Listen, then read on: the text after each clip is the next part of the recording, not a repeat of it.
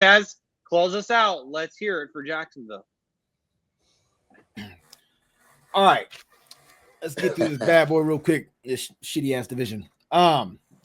Week one, Jacksonville has Carolina. It's going to be a home opener. I think that it's going to be a pretty good show.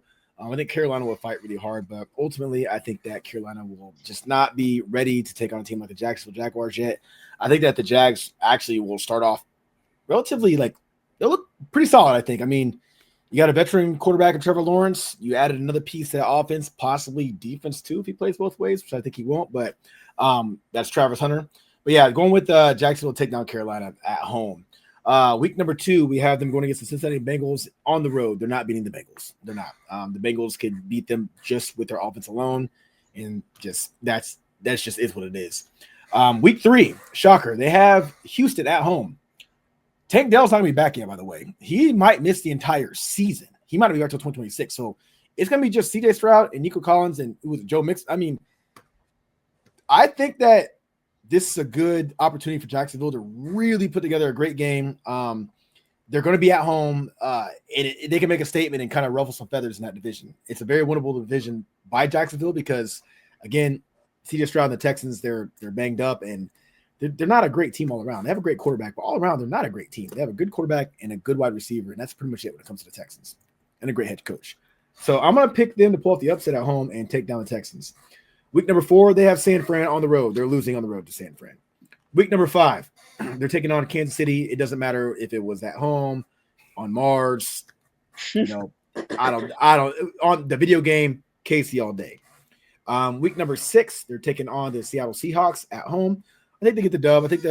I think the Jaguars they're gonna be a team where they're gonna fight a lot of teams offensively. I don't think they're gonna be contained too well, and I think that they have enough on that offense to really go toe-to-toe against any mediocre or bad team. So I'm going to pick them to pull off the possible upset at that point and take down the Seahawks at home. Week number 7, we got them going against the Rams. I think we all can agree Rams should probably pulverize them. Then they got their bye week. Week number 9, taking on the Raiders. They are on the road. This game could go either way, but I'm high on this offense right now. I think that this is probably the most help that Trevor Lawrence has had since they signed Christian Kirk. And even then, they had him and Calvin Ridley. And who's to say that Brian Thomas Jr. and Travis Hunter aren't better than those two? So I think that they handle business on the road in L.A. Next up, they go against Houston. This time, they will not win. They're in Houston. Houston's going to be looking to just kind of control that division at this point. And they might be up a game or two at this point, but yeah, they're not going to win in Houston. Moving on to week 11, they're going against the Chargers.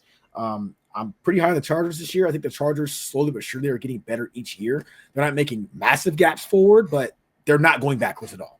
They're not stagnant, but they're not going backwards. So I think that the Chargers will be a team that you don't want to take lightly all season long, and they're going to catch the L against the Chargers. Moving on to week number 12, they're going against the Cardinals.